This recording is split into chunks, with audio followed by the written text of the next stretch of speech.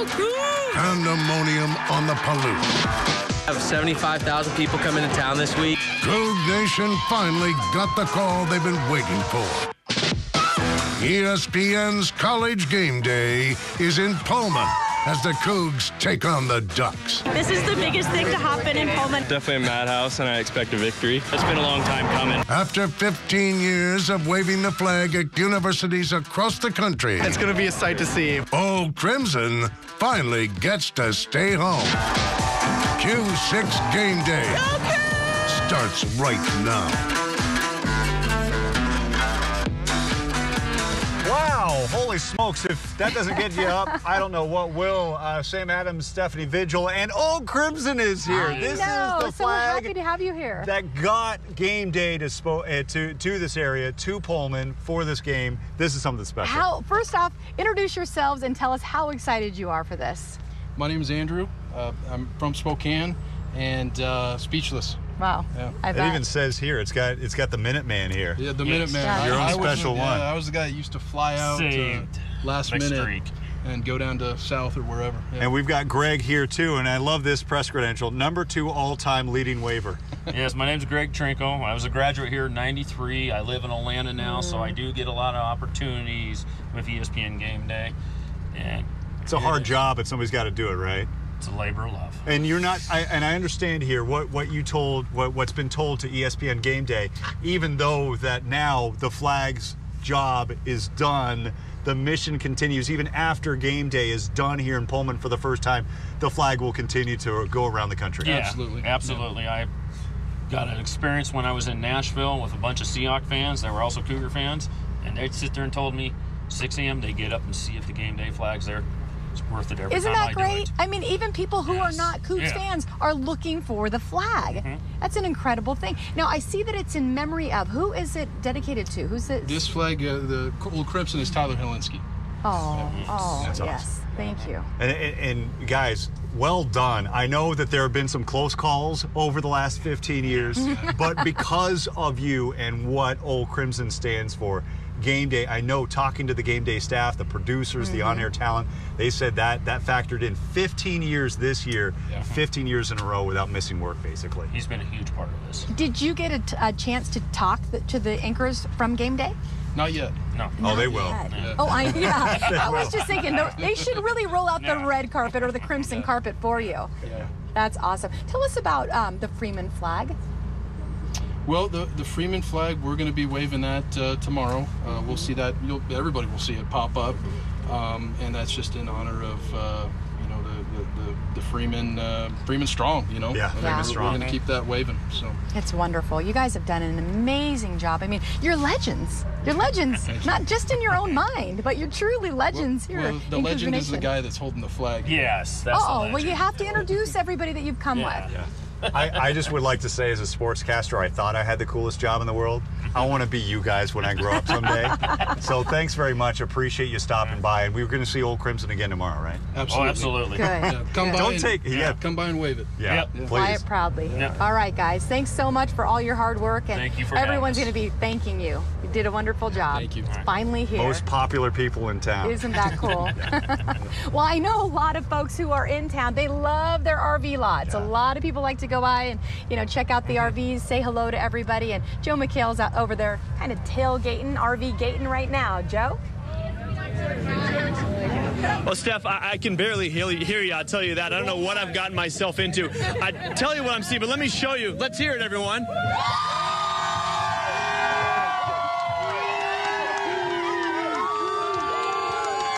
So if you can hear me right now, that's right. I am in the heart of the tailgating scene right outside of Martin Stadium. These folks have been here all week, well, since Thursday night, getting ready for the big game tomorrow night, getting ready for 4:30 kickoff against the Ducks.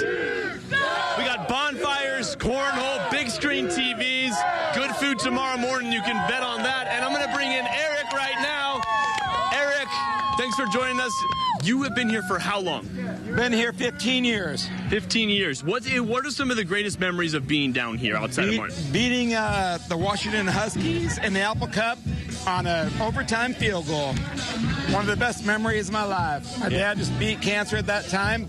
We're sitting in that stadium, and we beat him. And everybody rushed the field. We sat in our chairs and just sat there and watched the whole thing unfold. What does it mean to be here 15 years in a row with all your friends, all your family, the Crimson and Gray? Like, what does this mean to you? This is our life. This is my family's life. This is my kids' life. All we do is think about Cougar football every weekend. On the road or here. We travel with them. We're here with them. So it doesn't matter. We're always go Cougs. You gonna sleep tonight? Not a chance. All right, man. Well, you go enjoy it. Thank you so much. Thank you, sir. All right. Thank you. Go Cougs. I would talk, but you probably can't even hear me, so let's just show a little more of this. Keep it going.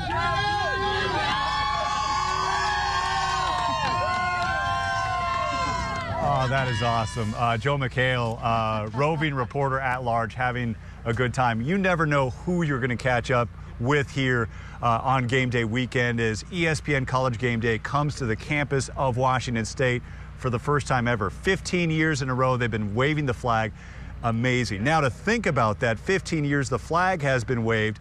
Well, it's been over 30 years since game day first started. I caught up with a man who happens to be the original anchor of game day, and he also, for the first time, is now calling the game that will be the primetime game tomorrow on the same day that game day is in town. All right, we're here with Tim Brando getting ready to call the big game this weekend. Tell me about the excitement of this matchup for you. Two premier Pac-12 programs right now. How do you see this game laying out, and what do you think about this atmosphere? From the moment that the game ended the way it did last week with Washington State sitting at home, and I knew that Oregon was going to come in only once beaten, and that one loss was sort of a fluky loss to Stanford, I thought, man, we got something special here. This is probably the game that'll decide the Pac-12 North, or certainly go a long way in determining who wins the Pac-12 North. That in and of itself is great. But the other aspect of it is the time of year. It is just gorgeous here.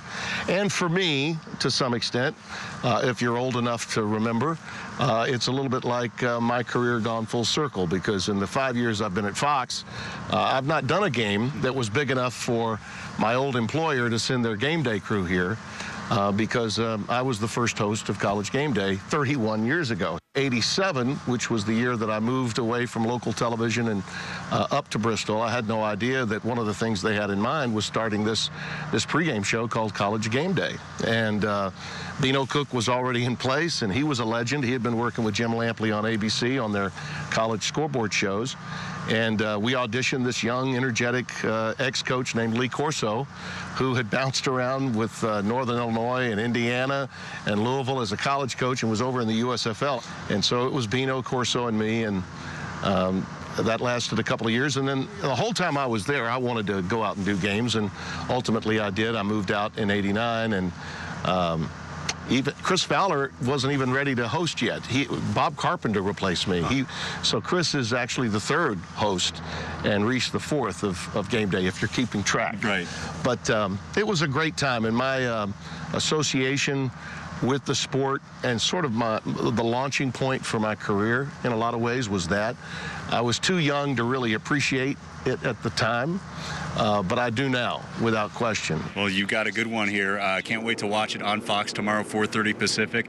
You and Spencer Tillman on the call. We appreciate it. Thank you. Look forward to it. It's great to be back on the Palouse. Good to see Game Day and Fox coming full circle for you. Yeah, indeed. We love the cross promotion. Keep bringing it. We just love when people appreciate where we live.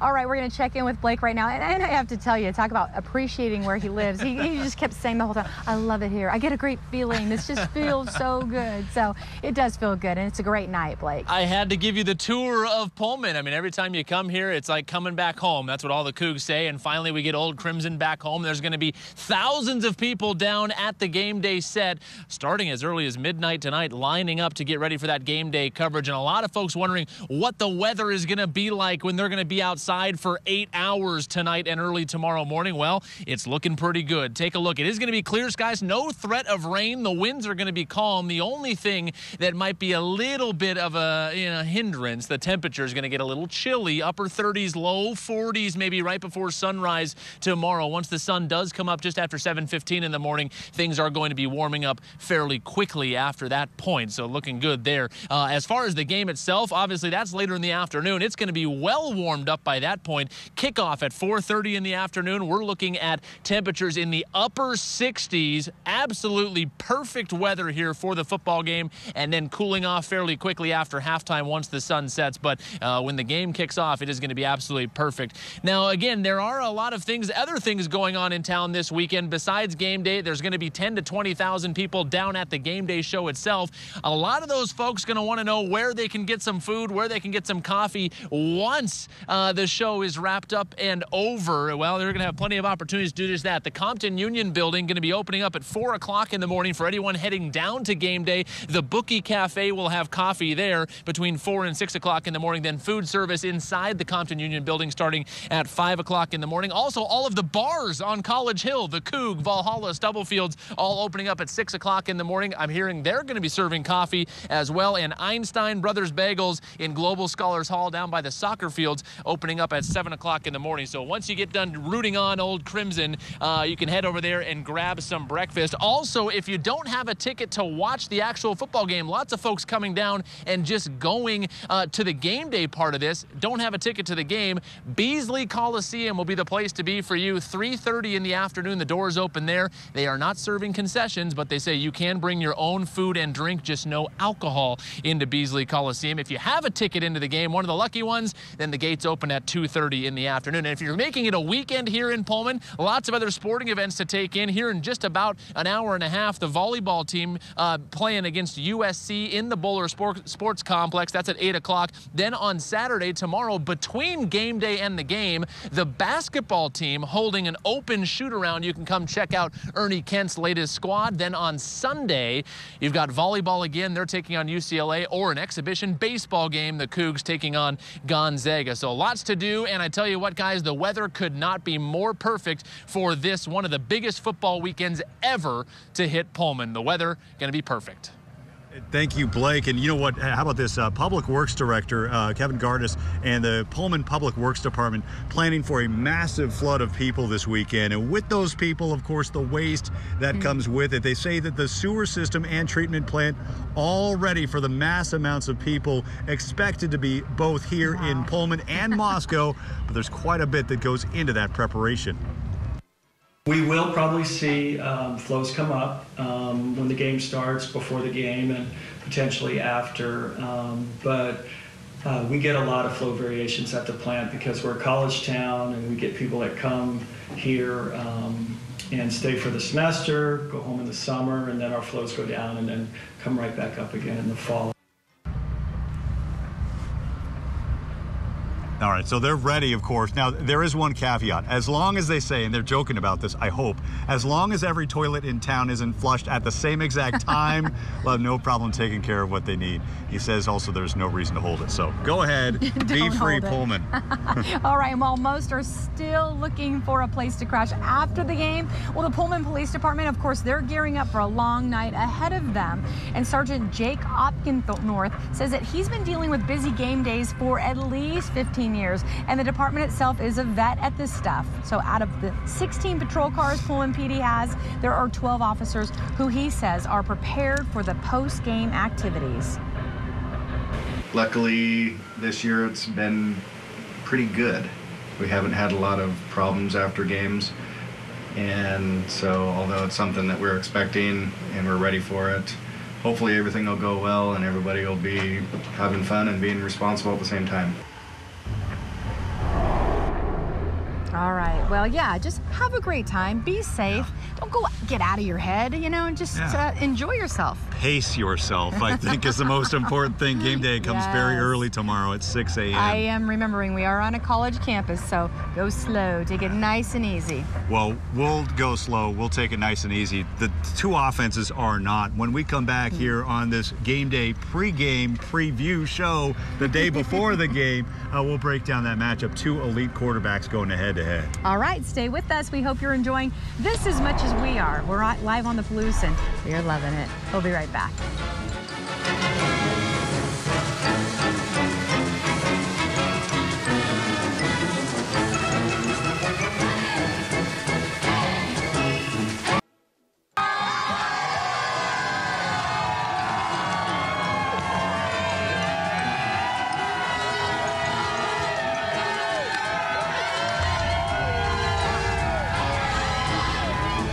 I think the flushing's already begun.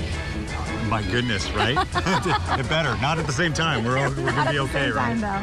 Oh my gosh, they're having fun. It's the pre-party before the party. It is, and it's going to be a big party, and it's going to be a great party afterwards for Coug fans, if and only if they can win the ball game tomorrow, featuring a vaunted Oregon offense, which is going to be something to watch. But of course, Washington State has a pretty good offense too.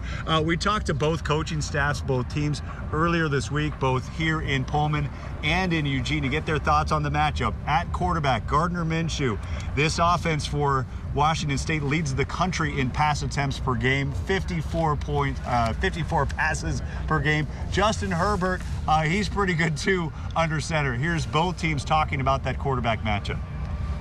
Well, he's mobile now. That's an added dimension to it. So anytime you have a mobile quarterback there and still sound and in the field general for an offense like the air raid, you know, that's another added pressure on the defense. So we're looking forward to it.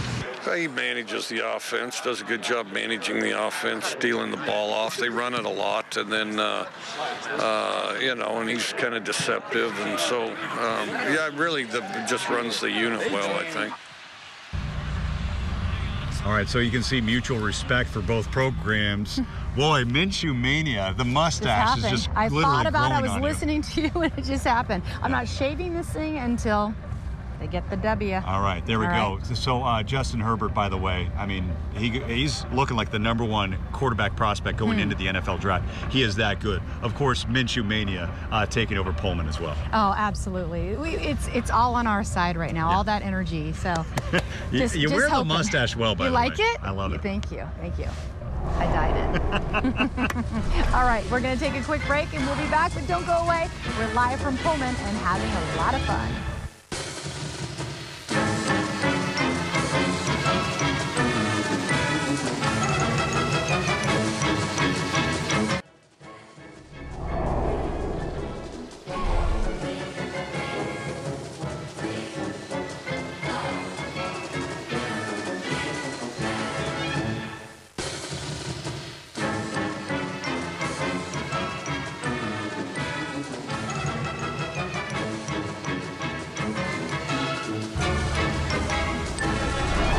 All right, folks, hey, look, the sun has set and the lights are on here, an electric atmosphere here.